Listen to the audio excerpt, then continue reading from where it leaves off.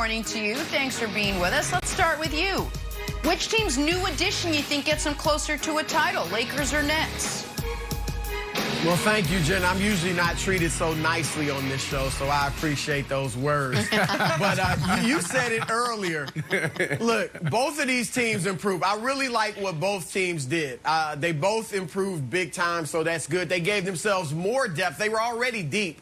Now they have more depth and more versatility. They can play big, they can play small. So both of them improved greatly. However, as my good buddy Antonio Daniels, former point guard, championship point guard for the San Antonio Spurs, he likes to say the NBA today is an arms race. And since Brooklyn has more guns, and I like them a little bit better than the Lakers already, I have to go with Brooklyn. LaMarcus Aldridge, despite all of the utter nonsense on Twitter where people were acting like they added Charles Barkley in his prime, we know LaMarcus Aldridge is not what he used to be, okay? However, he still is a very capable scorer and interior defender. He's actually improved his range from the mid-range out to the three-point line. So what that does for the Nets is it allows them to, one, play super big if they want. DeAndre Jordan, LaMarcus Aldridge, Blake Griffin, or Kevin Durant on the front line. Play kind of big. LaMarcus Aldridge, Blake Griffin, Kevin Durant, or go small. Their most effective offensive lineup has been small ball with Jeff Green at center, but it's a problem defensively. Now you put LaMarcus Aldridge out there. Again, unlike Nick Claxton, who's played well for them, Aldridge can keep the floor spread and be out at the three-point line or on the perimeter, and then he's a very good interior defender at the rim. So that gives the Nets a really potent small ball lineup on both sides of the floor. The Nets' only problem is going to be Steve Nash got to figure out, assuming they're healthy and Kyrie's in the right state of mind, Nash has to figure out how, when, and where I'm playing guys. After that, if they do that, I don't see even LeBron stopping these guys. All right, so a few things. You and I just have a fundamental disagreement on LaMarcus Aldridge's ability as a defensive player in 2021. You said he's a more than capable rim protector. I don't think we have any evidence of that all season long. Maybe he'll be someone different, but I also think it is telling and it is instructive that the Spurs are trying to make the playoffs, and they bought him out.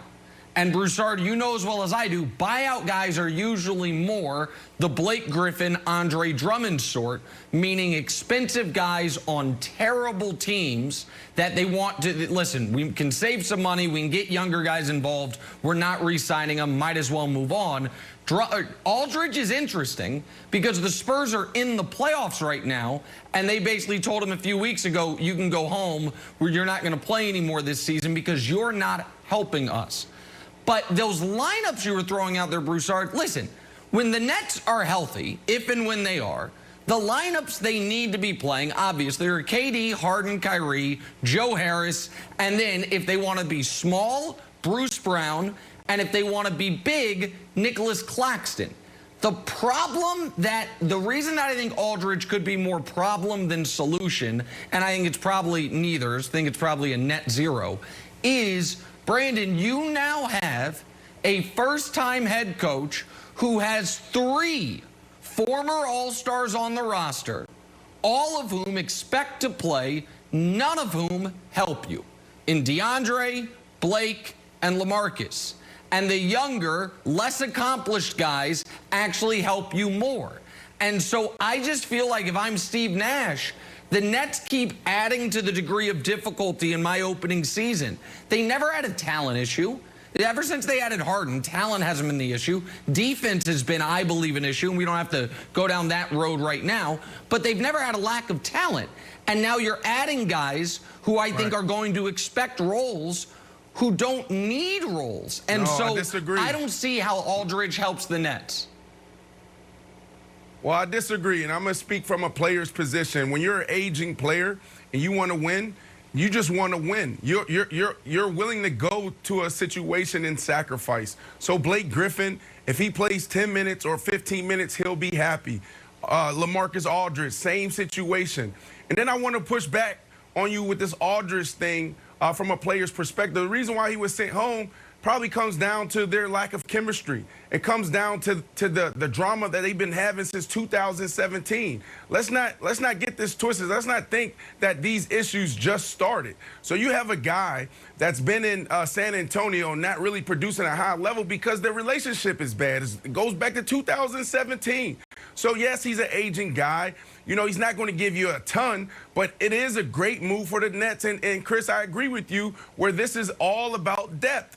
Like, you're adding guys that can come in. He's 6'11", 7'5", wingspan. Like, this is ridiculous. You don't need him to be Shaquille O'Neal. You don't need him to be Joel Embiid. You just need this guy to come in and just give you a little bit of something in the paint, and that's what he's going to give you. And while the answer is the Lakers, Drummond comes in, he gives you something on both ends. He's going to give you 17 points a game and 13 rebounds. That's a lot to a team that is depleted and is hurting right now. Yeah, but the Lakers got Drummond. They sort of needed Drummond. And the Nets got LaMarcus Aldridge. Like, oh, good, another piece. Broussard, I got a question for you on where you think KD's mindset is. Because he had this tweet from 2010 that sort of has haunted him when he moved to the Warriors, and now people brought it up again. And it was like, oh, everybody wants to join a super team now, right? What's wrong with guys going after each other? Now he's changed it around. He responded to someone on Twitter, see, you really can't lead a team on your own. Said, I'll never be able to do anything that I really want to do on earth by myself. It feels like Durant has, let's say, turned an emotional page here of being like, you know what? I'm the leader of this team. Guys now want to follow me. It's not the old Kevin Durant going somewhere. I actually think the Nets are oozing confidence, and I'd like to see this from Durant.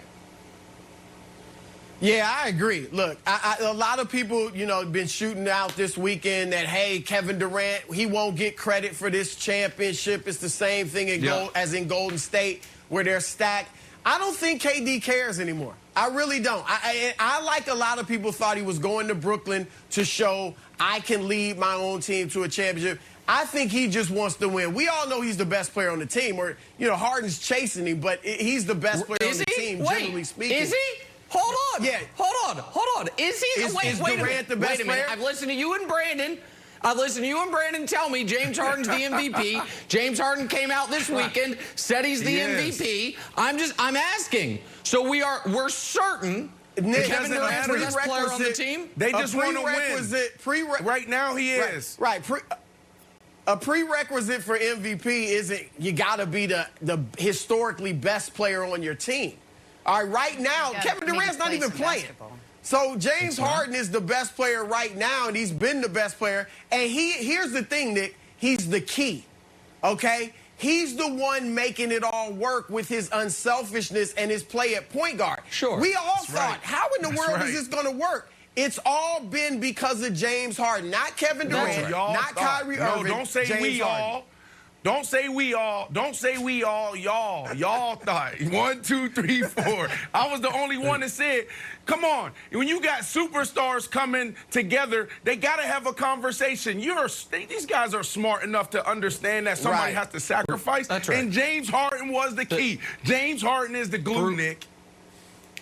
Listen, Broussard's back with us in like a half hour or 20 minutes. During that time, Broussard, I'd love it because you have the vote. I don't. If you could find me the list of MVPs who weren't the best player on their team. You said it's not a prerequisite. I'm sure there's a long list. Wait, hold on. It's zero. You've never had a league MVP not be the best player on a team. Did you hear? Harden can be the MVP. Kevin Durant's not playing, Nick. He's not playing. I'm just saying. I mean, is he the best player right now? Has a bunch of MVPs. I promise we will talk about this in 15 minutes. Otherwise, I'm not going to be here in 15 minutes because I'm not going to have a job. So I got to get us moving along. I promise, Broussard, we will continue. Back to football now. Niners sending some mixed messages to Jimmy G over the weekend. Nothing worse